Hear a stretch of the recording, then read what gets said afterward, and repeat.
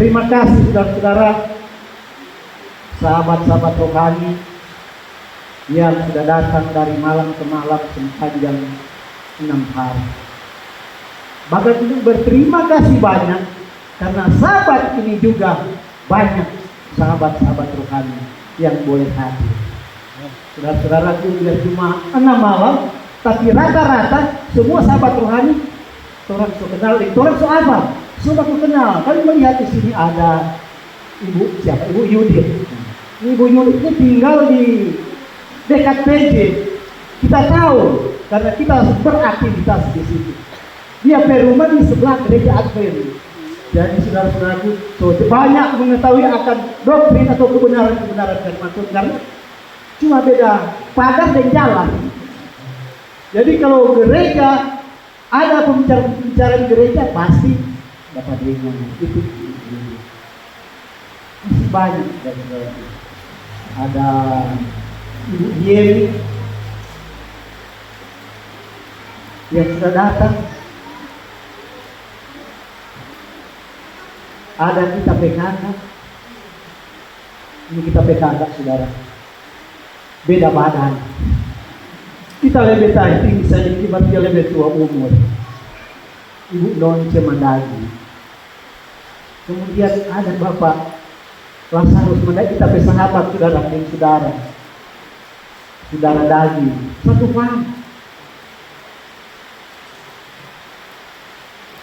Sering bersama-sama waktu masih di Mesir. Bagaimana Bapak Lazarus? Ada Bapak Geri Rido ini putra harapan dari keluarga Rido Tintino. Terima kasih sudah datang dari malam ke malam. Masih ada.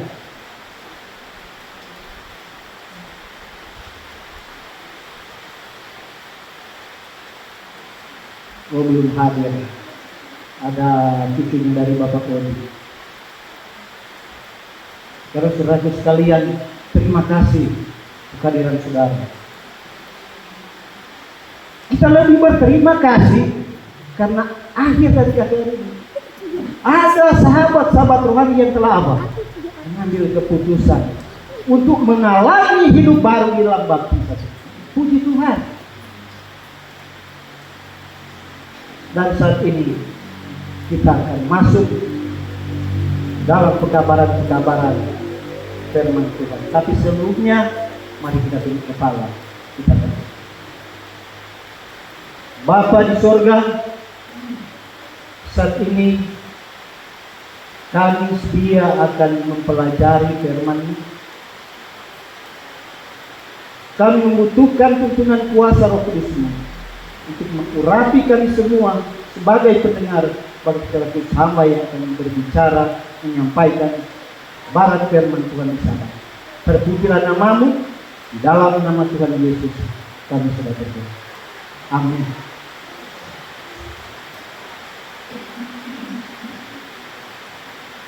Judul pekabaran kita di Sabat ini adalah Allah peduli. Saudara-saudara sekalian, Allah memilih umatnya untuk menjadi berkat bagi dunia.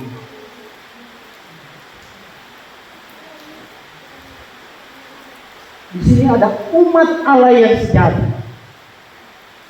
Kalau ada umat Allah yang sejati, berarti ada saudara-saudara umat Allah yang sebaliknya.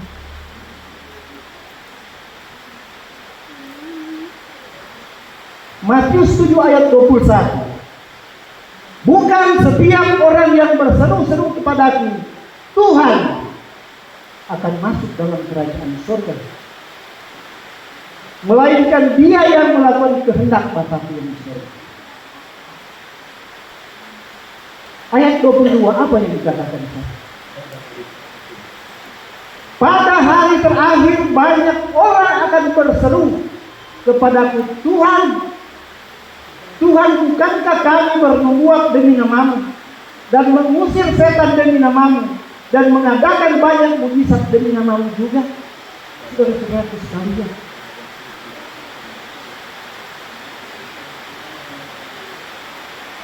orang-orang yang telah berbuat mengusir setan, membuat mujizat. Ada bahasa yang sering digunakan sekarang, dorang ini bukan orang-orang yang tidak tahu apa-apa. Dorang ini bukan kaleng-kaleng, tapi mereka ini adalah pemimpin-pemimpin agama, evangelis yang besar, mungkin sudah mendunia. Mereka juga menyampaikan kebenaran firman Tuhan. Tapi apa kata Yesus? Pada waktu itulah aku akan berterus terang kepada mereka dan berkata, aku tidak pernah mengenal kamu, nyala daripada aku, kamu sekalian pembuat kejahatan. Saudara-saudara, tadi katakan ada umat Allah yang sejati. Nah, inilah umat Allah yang tidak sejati, menyampaikan kebenaran, tetapi semuanya adalah doktrin yang berlandaskan atas pengetahuan manusia. Tidak semua kebenaran yang ada di Alkitab disampaikan. Sehingga Tuhan bilang, aku tidak mengenal kamu. Tuhan bilang orang ini apa? Pembuat kejahatan.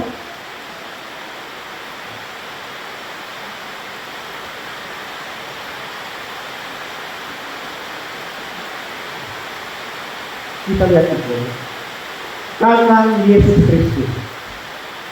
Tadi ada umat Allah yang sejati, ada juga yang tidak. Kemudian ada kandang Yesus Kristus. Berarti ada apa? Ada yang di luar kandang.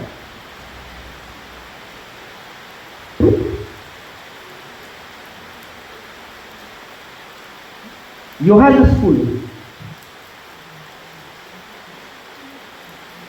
ayat 16. Ada lagi padaku domba-domba lain yang bukan dari kandang ini. Domba-domba itu harus kutuntun juga, dan mereka akan mendengarkan suaraku, dan mereka akan menjadi satu kawanan dengan satu gembala. Jadi saudara-saudara sekalian, di mana domba-domba ini? Saat ini mereka berada di denominasi gereja yang ada banyak di dunia. Dan Tuhan bilang, yang mau tuntun mereka. Dan mereka apa? Mendengar suara Yesus. Dan kemudian masuk menjadi satu kawanan, satu apa? Satu gembala. Jadi dalam ayat ini ada penekanan bahwa ternyata itu kandang Tuhan itu cuma apa? Cuma satu gereja Tuhan itu cuma satu. Tidak banyak. Yang perlu kita perhatikan dan kita harus berhati-hati. Kita yang sudah berada di dalam kandang ini, kita yang sudah berada di gereja Tuhan yang benar ini, mari kita terus berjuang, pertahankan iman, karena bukan tidak mungkin orang posisi ini sebentar akan digantikan oleh domba-domba yang lain akan Yesus tuntun ke dalam gereja. Jadi mari bersiap. Ini persiapan secara pribadi. Pendeta, pimpinan jemaat, istri, suami tidak dapat menolong kita. Kita harus mempersiapkan ini secara pribadi.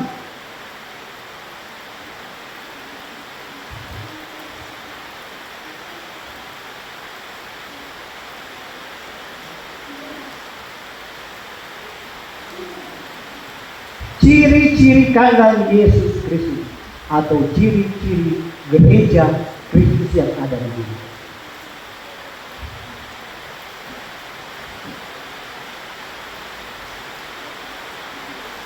Yesus Kristus adalah kepala. Jadi saudara-saudara, di dalam Efesus 5 ayat 23, karena suami adalah kepala istri, sama seperti Kristus adalah kepala jemaat, dialah yang menyelamatkan itu. Jadi gereja Kristus ini didasarkan atas doktrin-doktrin. Yesus merupakan apa? Sumber, pusat dari gereja. Dan Yesus adalah kepala gereja. Ciri-ciri yang lain, menurut perintah-perintah hukum Allah dan memiliki apa? Kesaksian Yesus. Tidak sulit, tidak susah orang mencari gereja kandang Tuhan yang benar. Karena dia memiliki ciri-ciri apa sih? Menurut Alkitab, menurut perintah, menurut ketetapan, menurut tita-tita Allah, menurut hukum-hukum Allah.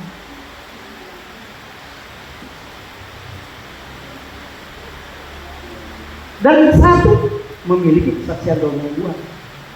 Mungkin sahabat-sahabat rohani bingung, apa itu kesaksian Yesus?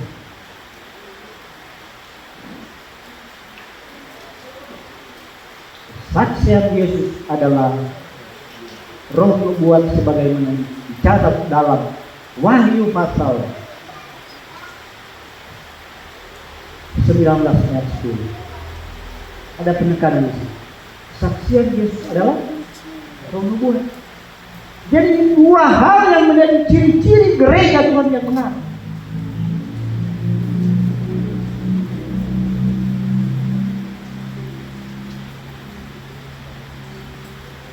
Ini ciri khusus, saudara. Saudara boleh berjalan kemana-mana. Bisa menyaksikan begitu banyak denominasi gereja.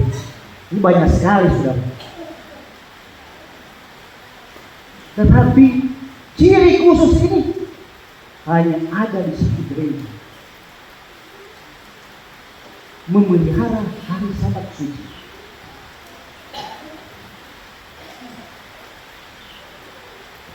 Keluaran 20 ayat 8. Ingatlah dan kuduskanlah hari Sabat. Ayat 9 apa dia katakan? 6 hari lamanya engkau akan bekerja dan melakukan segala pekerjaan. Ayat 10 Keluaran 20. Tetapi hari ke-7 adalah hari Sabat Tuhan Allahmu, maka jangan melakukan suatu pekerjaan, engkau atau anakmu laki-laki atau anakmu perempuan atau hambamu laki atau hambamu perempuan atau hewanmu atau orang asing yang ada di tempat kediaman. Mengapa, saudara? Ayat yang 11. Sebab 6 hari lamanya Tuhan menjadikan langit dan bumi, laut dan segala isinya, dan ia berhenti pada hari ke-7. Itulah sebabnya Tuhan memberkati hari Sabat dan menguduskan. Inilah cara atau hal yang khusus, ciri-ciri khusus yang ada di gereja Tuhan di akhir zaman. Jika dan saudara mampu, apa janji berkat yang Tuhan berikan kepada gereja, kepada mereka, kepada umat-umatnya yang mengikuti? Ada 3 janji berkat. Yesaya 58:14. Maka engkau akan bersenang-senang karena apa? Karena Tuhan. Saudara-saudaraku, tidak ada kedamaian, tidak ada sukacita, tidak ada kebahagiaan melebihi di saat kita memasuki hari Sabat. Mengapa? Karena 6 hari kita bergelut dengan berbagai hal pekerjaan kita, keluarga kita, pendidikan kita, dan masih banyak hal yang bikin orang berpikiran apa? Stres. Tapi saudara-saudaraku, hari Sabat kita tinggalkan semua itu, kita lupakan ini semua karena Tuhan mau bersenang-senang sama dengan Tuhan. Ini janji Tuhan yang pertama. Yang kedua,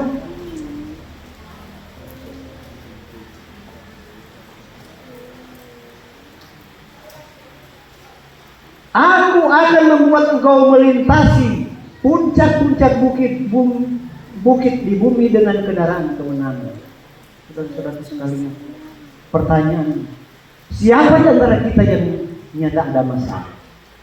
Ada yang angkat tangan kalau di antara kita tidak ada masalah? Saudara-saudaraku, semua manusia yang hidup di dunia, termasuk orang yang beribadah saja, punya masalah banyak. Tapi Rasul janji Tuhan, dia akan memberikan apa? Kemenangan. Bukit-bukit ini saudara adalah merupakan masalah, cobaan, ujian yang kita alami. Dan jika ada hari Sabat, itu semua tinggalkan dan janji Tuhan dia akan kasih kemenangan. Janji ketiga, masih dalam Yesaya 58:14. Aku akan memberi makan engkau dari milik pusaka Yakub bapa leluhurmu, sebab mulut Tuhanlah yang apa? Yang mengatakan. Saudara, ini janji yang penting di atas yang penting. Kenapa saya katakan? Milik pusaka Yakub ini saudara-saudara adalah Kanaan, di mana bangsa Israel telah keluar dari Mesir di tempat perbudakan untuk menuju tempat ini, Kanaan, yang Alkitab katakan penuh dengan apa? Susu dan madu. Bagaimana dengan kita, umat-umat Tuhan, gereja yang di sana? Apakah janji ini masih berlaku? Sudah prinsipnya tetap sama. Untuk kita semua menyucikan sabar, punya kaitan ada dengan apa? Keselamatan. Dan ini saudara-saudaraku, janji Tuhan. Mulut Tuhan yang mengatakannya, bukan saya sendiri, bukan pendeta Umar. Ini Tuhan yang sampaikan. Mari kita buktikan meskipun tidak tercatat. Di dalam Yesaya 66. Di sana dikatakan bahwa ayat 22 dan 23. Dikatakan di sana Tuhan akan menciptakan langit yang baru dan apa? Bumi yang baru. Dan di dalam langit dan bumi yang baru ini saudara-saudara, bulan berganti bulan, sabat berganti sabat, semua umat manusia datang menyembah. Itu firman Tuhan katakan. Jadi hari Sabat ini akan di mana? Akan disucikan. Bukan saja di dunia ini, sampai di surga. Bagaimana dengan kita saja yang masih di dunia ini? Mari saudara, kita berusaha untuk masuk di dalam perhentian ini, menyucikan hari Sabat, agar janji Tuhan milik pusaka Yakub ini menjadi bagian kita semua. Amin. Amin. Puji Tuhan.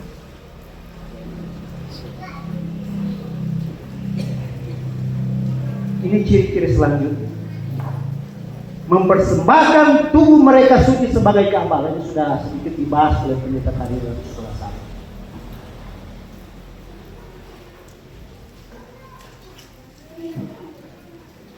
Satu Korintus 6 ayat 19. Atau tidak tahukah kamu bahwa tubuhmu adalah bait Roh Kudus yang Dia bilang kamu, Roh Kudus yang kamu peroleh dari Allah, dan bahwa kamu bukan milik kamu sendiri. Jadi saudara-saudara, kita mungkin berpikir atau menurut pendapat kita bahwa tubuh ini adalah milik saya. Suka-suka saya, suka-suka kita semua untuk apa?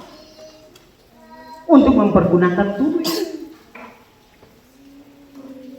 Kita punya hak, tapi saudara-saudara, firman Tuhan katakan tubuh ini adalah apa? Bukan cuma Tuhan punya, tapi ini adalah milik Allah, ciptaan Allah, di mana Roh Kudus bertanda. Hai saudara, sedikit sudah dibahas. Saat kita menyanyiakan orang tubuh ini, ada dia konsekuensi. Kalau kita mau mengisi orang tubuh ini dengan hal yang tidak berkenan kepada Tuhan, mungkin lewat makanan yang Tuhan tidak ajarkan, lewat minuman, dan hal lain yang dapat merusak orang tubuh, punya konsekuensi.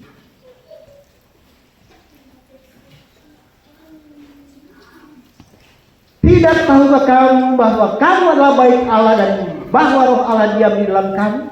Ayat selanjutnya 1 Korintus 3:17. Jika ada orang yang membinasakan baik Allah, maka ia atau Allah akan membinasakan dia, sebab baik Allah adalah kudus dan baik Allah itu ialah kami. Saudara, mari kita pelihara orang tubuh, jangan merusak, agar kita boleh memiliki tubuh yang kuat, sehat, dan tentunya Allah mau tubuh itu terpersembahkan kepada Tuhan Yesus. Saudara, kita sudah bilang tadi agak panjang, karena ini mungkin tidak terlalu dibahas pada malam 6 malam yang lalu. Berpakaian sebagai apa? Umat Allah. 1 Timotius 2 ayat 9. Demikian juga hendaknya perempuan. Minta maaf kepada perempuan. Ini bukan cuma perempuan, patoran semua. Hendaklah ia berdandan dengan pantas, dengan sopan dan sederhana. Rambutnya jangan berkepang-kepang, jangan memakai emas atau mutiara ataupun pakaian yang mahal. Saudara-saudara, ini kemauan siapa? Kemauan Tuhan. Mungkin ini sementara kita praktekkan. Iya. Memang sukar, sulit mau tinggalkan ini, saudara. Tapi sukar sulit itu tentu tidak bisa. Kalau kita mau menuruti apa yang Tuhan kehendaki. Ini beberapa gambar. Bagaimana menurut pendapat saudara-saudara? Mari orang coba menganalisa. Ini pantas? Wah, lebih hebat. Orang bersyukur antara kita yang hadir ini tidak ada yang tidak begini. Wah, cantik. Bukan cuma cantik muka, tetapi sudah tergantung lebih cantik. Berat.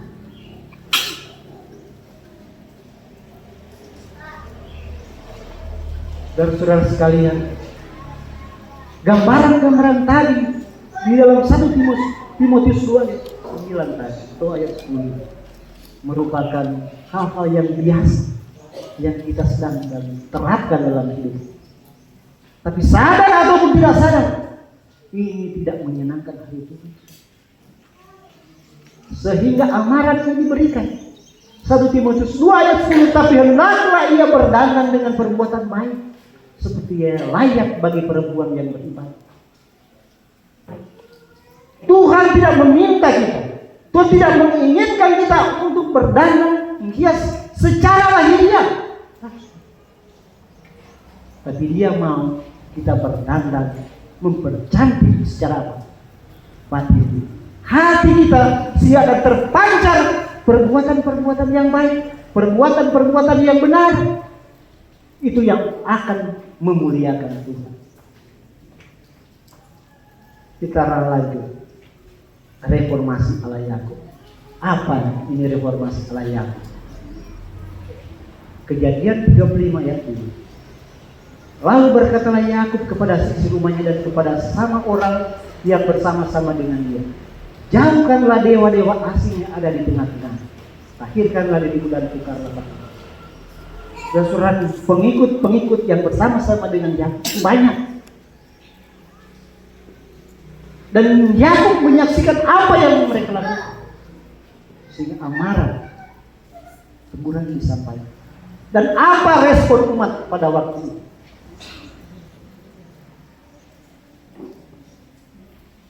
Mereka menyerahkan kepada Yakub segala dewa asing yang dipunyai mereka dan anting-anting yang ada pada telinga mereka. Lalu Yakub menamainya atau menanamnya di bawah pohon besar dekat sini. Respon mereka positif. Mereka tinggalkan, mereka tanggalkan hal ini, saudara.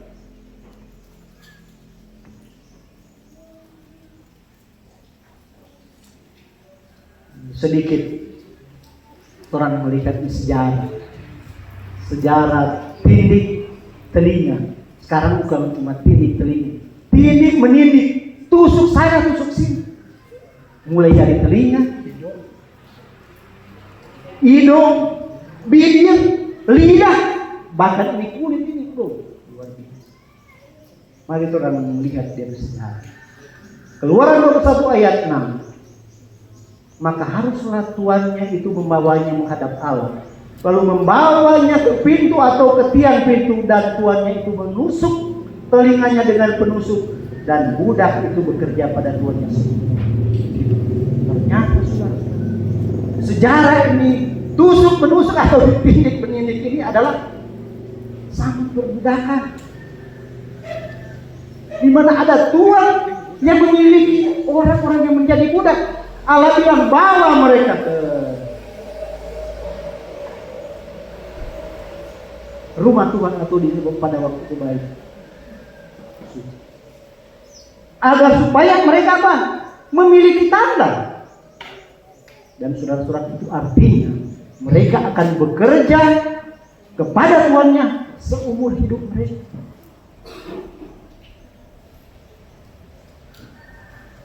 Nah, ini gambaran-gambaran, bukan cuma tusuk telinga, saudara-saudara. So tusuk di mana-mana, saudara. Luar biasa.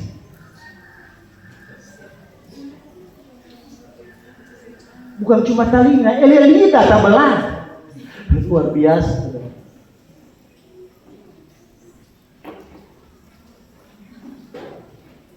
Bagaimana yang ada di seluruh badan? Saudara, saya tahu di antara kita ada sabu.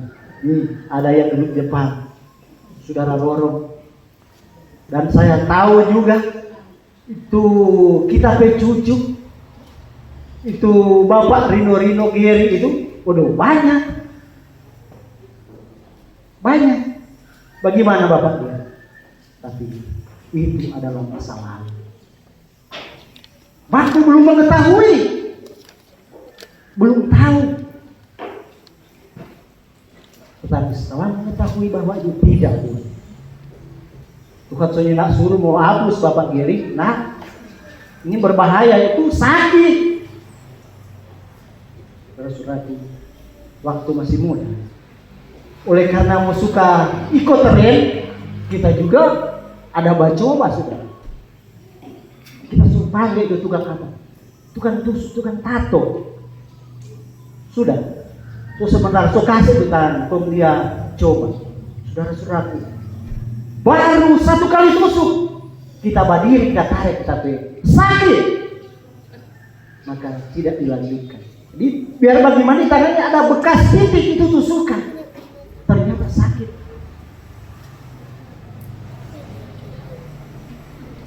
Apakah Allah senang melihat umatnya memakai perhiasan? Nah, saudara-saudara, sekali lagi saya minta maaf.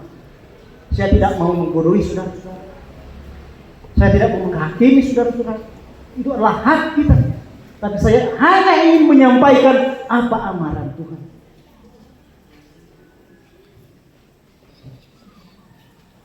Keluaran 33:4. Ketika bangsa itu mendengar ancaman yang mengerikan, berkabunglah mereka dan seorang pun tidak ada yang menyampaikan. Saudara berbicara dengan ancaman. Berarti apakah Tuhan mau? Tuhan menyetujui? Kalau Tuhan suka, Tuhan setujui, tidak ada ancaman. Paling saya bilang lebih banyak, lebih hemat, lebih banyak.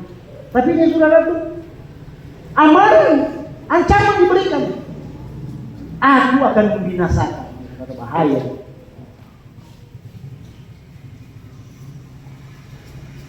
Demikianlah orang Israel tidak memakai perhiasan lagi sejak dari Gunung Horeb.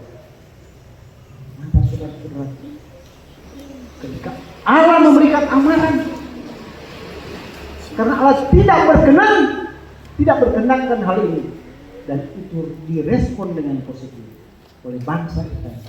Mulai dari Horeb, mereka semua tinggalkan. Bukan cuma tinggalkan, tanggalkan. Karena mereka merespon seruan amaran. Bagaimana dengan kita sekarang? 1 Timotius 2 ayat 9 kembali. Demikian juga hendaknya perempuan hendaklah ia berdandan dengan pantas, dengan sopan yang sederhana, rambut jangan berkepak-kepak, jangan memakai emas atau mutiara atau pakaian yang prinsipnya tetap masih sama. Apakah Tuhan mau berubah? Tidak sama sekali. Kalau dahulu Tuhan tidak menghendaki, sampai pada detik ini Tuhan yang sama masih tetap. Tidak. Ini semua bukan menyenangkan hati Tuhan, tapi sama dengan batu hati. Itu sakit, sama seperti hati Tuhan. Melihat umat-umatnya seperti itu sakit. Saudara-saudaraku, seruan marah sahabat, mari kita tinggalkan dan tanggalkan. Amin. Tuhan. Nah, kita lanjut terang cari tahu apa itu agama tertua di dunia. Siapa yang tahu? Menurut saudara-saudara, agama apa yang paling tua? Ada yang tahu? Silakan, boleh berikan pendapat. Saudara-saudara, kalau ditanya seperti itu, yang ada di dalam pikiran kita, belajar dari sejarah gereja, paling Tuhan akan sampaikan yang tertua agama adalah, sudah tahu ya apa maksud saya? Yang ada di atas gunung, itulah agama yang tertua menurut sejarah. Tetapi apa kata firman Tuhan?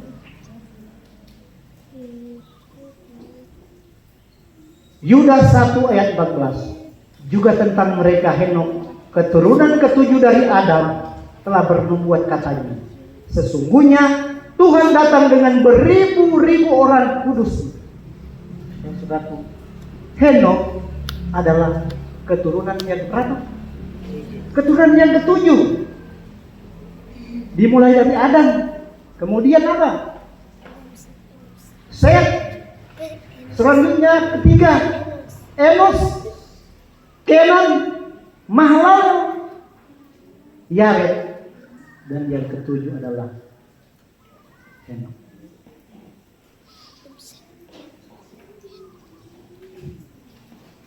Henok lahir waktu Adam berumur 622 tahun.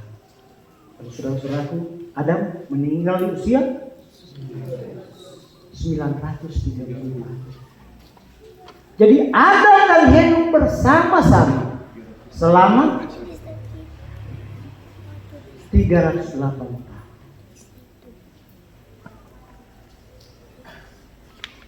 Sekali lagi sudah sampai di tempat. Henok bernubuat tentang kedatangan siapa? Kedatangan Tuhan. Sesungguhnya Tuhan datang dengan beribu orang-orang kudus. Saudara-saudara, suatu kali kita berbincang-bincang dengan sahabat, seorang pendeta dari denominasi IPC. Setiap musuh itu, dia bilang Pak kita, dia bertanya, karena dia bertanya begini, karena di sorga baru ada 3 orang.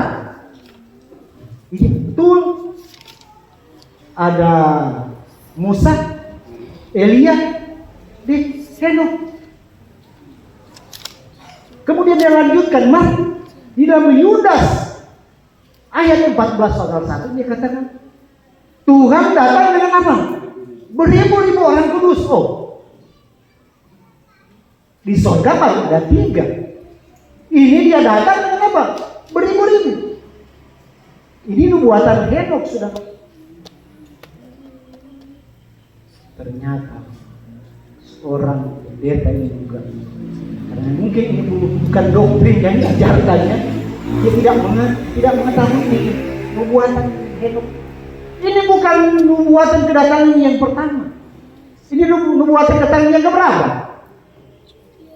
Keberapa? Belum tepat.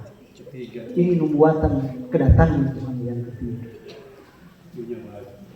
Tuhan datang hanya sampai di mana? Di awan. Dia belum menginjakkan kakinya di bumi ini, saudara. Kita yang setia, kita yang mungkin sudah mati di dalam Tuhan, dan yang masih hidup, waktu itu akan diubahkan. Orang menyongsong Tuhan di mana? Di angkasa. Tuhan belum menginjakkan ini. Setelah itu kemana? Perjalanan di surga. Setelah milenium atau 1000 tahun. Nah ini buatan Henokh. Sesungguhnya Tuhan datang dengan beribu-ribu orang kudus. Ini. Jadi buatan Henokh itu untuk kedatangan yang ketiga. Padahal Henokh itu hidup keturunan yang ke-7 dari Adam. Apa yang dikatakan terjemahan Alkitab?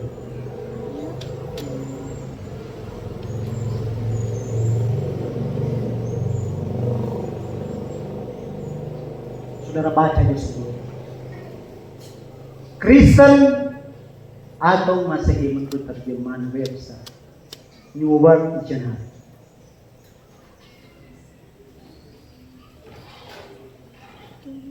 Selanjutnya,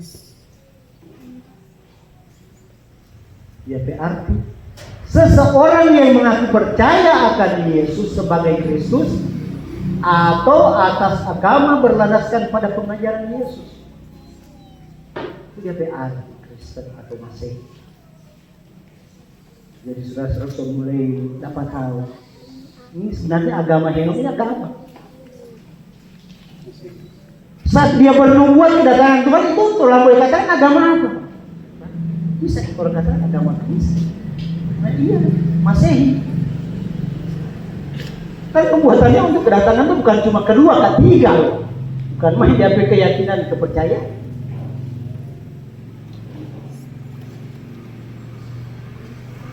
Sesungguhnya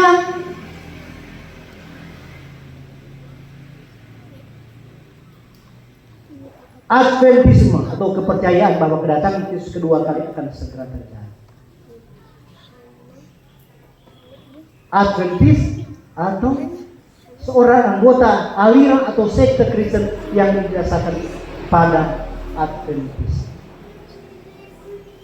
Nah, so mulai dapat tahu saudara, agama Henokh, agama yang tertua, Masehi, Advent.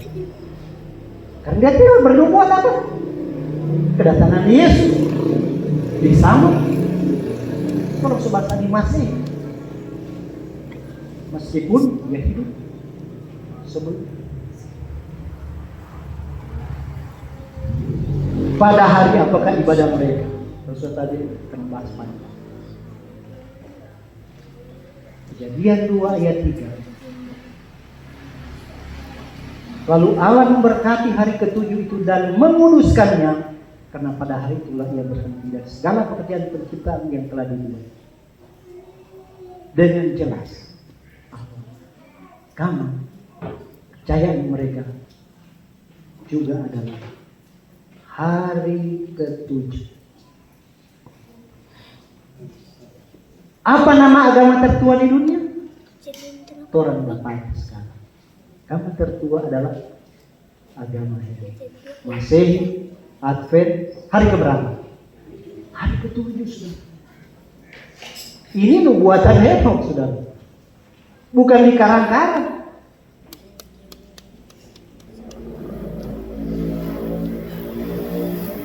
Ayat tema sudah dibacakan. Wahyu 12 ayat 17. Maka marah naga itu kepada perempuan, lalu pergi memeraih keturunan yang lain yang menurut hukum Allah dan menurut kesaksian. Saudara-saudara sekalian, setan atau naga sangat marah. Dia geram. Dia mau agar supaya gereja Kristus, kandang Kristus tadi, di mana kita berada, itu hancur. Dengan propaganda yang dia buat akhir zaman ini, mengalihkan pandangan, pikiran, fokus kita kepada hal-hal yang itu. Saudara-saudaraku, itu yang setan buat melakukan untuk kita. Karena gereja ini menjadi perhatiannya menjelang hari-hari. Gereja Kristus menjadi perhatian setan. Jadi, berhati-hati kita sebagai anggota di dalam. Apakah Tuhan mau tinggalkan? Saudara-saudaraku, Kristus Tuhan memiliki perhatian yang terutama untuk gerejanya saat di dunia. Dia tidak pernah akan tinggalkan umat-umatnya meskipun setan berusaha untuk menghancurkan iman mereka, kecuali saya saudara-saudari yang mau menyerah.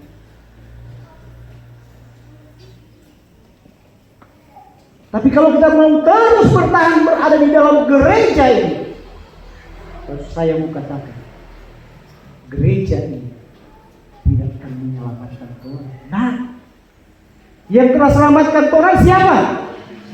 Kasih karunia Tuhan disalib, itu yang menyelamatkan kita, bukan gereja. Tapi saudara-saudara ingat sekali lagi, gereja yang menjadi perhatian terutama oleh Tuhan. Mari kita terus percaya. Mari kita terus setia untuk memperkuat iman, pengharapan kita terus ada di dalam gereja. Apapun yang akan terjadi, saudara-saudara, waktu Allah menyampaikan amarah akan membinasakan dunia dengan air mata, Allah menghadirkan sarana waktu itu, yaitu apa? Bahtera. Di dalam bahtera ini begitu banyak hal yang tidak menyenangkan. Ada ribuan binatang bersama-sama Nuh dan keluarganya. Saudara-saudaraku, ini bukan cuma 1 hari, 2 hari di dalam. Ini 100 hari lebih. Nuh harus ada di dalam. Dan saudara-saudara, apakah Nuh keluar? Dia terus sabar dan bertahan. Karena kalau kita tinggalkan bahtera, kalau Nuh tinggalkan itu, alamatnya binasa bersama dengan air mata. Sama seperti kita saat ini, saudara. Sekali lagi saya mau tekankan bahwa gereja yang tidak menyelamatkan, tapi gereja yang dapat menolong kita, menuntun kita, mempersiapkan kita untuk mencapai tujuan akhir, yaitu apa? Kerajaan. Saudara-saudaraku, satu ayat di dalam firman Tuhan, ayat penutup yang boleh menguatkan kita. Yesaya 41 ayat 10. Saya tidak catat lagi. Anda boleh baca. Yesaya 41 ayat 10 di Allah mengatakan, janganlah takut, sebab aku menyertai engkau. Janganlah bimbang, sebab aku ini Allahmu. Aku akan meneguhkan bahkan menolong engkau. Aku akan memegang engkau dengan tangan kananku yang membawa apa? Kemuliaan. Saudaraku, mari kita terus hidup dekat dengan Tuhan. Mengandalkan Tuhan dalam hidup ini, percayakan hidup ini sepenuhnya kepada Tuhan. Maka janji Tuhan, kemenangan dapat kita raih. Dan harapan kita semua sekali lagi, juara akhir kita semua yang hadir pada saat itu tidak ada yang ketinggalan. Amin. Kita akan bersama-sama dalam kerajaan Tuhan. Adalah doa dan harapan kita semua. Amin. Amin.